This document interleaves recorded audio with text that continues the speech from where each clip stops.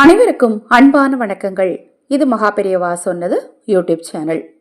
9 சனிக்கிழமைகள் இதை தொடர்ந்து நீங்கள் செய்தால் நீங்கள் தெரிந்தும் தெரியாமலும் செய்த பாவம் நீங்கும், கர்ம வினை தீரும், பணம் சேரும், குடும்பத்தில் மங்கள காரியங்கள் தடைப்பட்டுக்கிட்டே இருந்தது அப்படின்னா அது ரொம்ப சீக்கிரமா நடக்கும். குழந்தைங்க சொல் பேச்சு கேட்டு நடப்பாங்க. கணவன் மனைவிக்குள்ள நல்ல ஒரு புரிதல் இருக்கும். அதை மாதிரி பார்த்தீங்கன்னா சொந்த வீடு வாங்கக்கூடிய யோகம் ஏற்படும், கடன் தீரும், வண்டி வாகனம் யோகம் ஏற்படும். இது மாதிரி நிறைய விஷயங்கள் சொல்லலாம். இந்த சனிக்கிழமை உங்களால் ஆரம்பிக்க முடியலனா கூட அடுத்த சனிக்கிழமை ஆரம்பிங்க.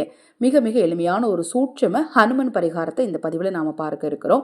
நம்ம சேனலில் நான் போடக்கூடிய பதிவுகளில் உங்களுக்கு ஏதேனும் சந்தேகம் இருந்தாலும் வருகிற பங்குனி அமாவாசை 29/3/2025 பங்குனி அமாவாசை என்று ஆதரவற்றவர்களுக்கு உணவளிக்க விரும்பினாலும், பூஜை பொருட்கள் வாங்க நினைத்தாலும், உங்கள் தனிப்பட்ட பிரச்சனைகளுக்கு பிரத்யேகமாக பரிகாரங்கள் அல்லது ஆலோசனைகள் பெற விரும்பினாலும் 9344692042 இந்த வாட்ஸ்அப் எண்ணுக்கு தொடர்பு கொண்டு கேளுங்க.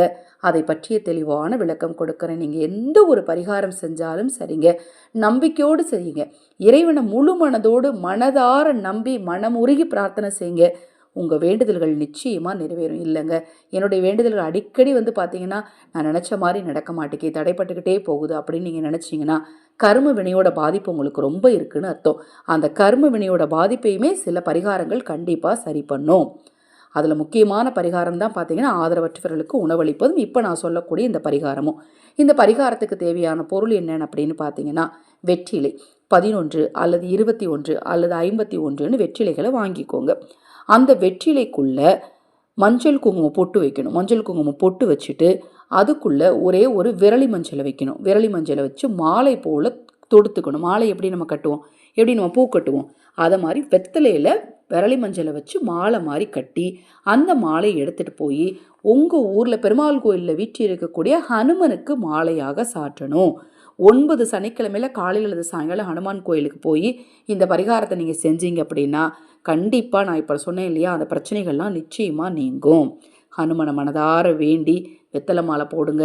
உங்கள் பிரச்சனை எல்லாம் இருந்த இடம் தெரியாமல் நிச்சயமாக சரியாகும். ஓம் ஹனுமந்தே நமக, ஓம் ஹனுமந்தே நமகன்னு சொல்லிக்கிட்டே வெத்தலை மாலை நீங்கள் தொடுக்கணும். இப்போ நான் சொன்ன இந்த பரிகாரத்தில் உங்களுக்கு என்ன சந்தேகம் இருந்தாலும் வாட்ஸ்அப்பில் கேளுங்க.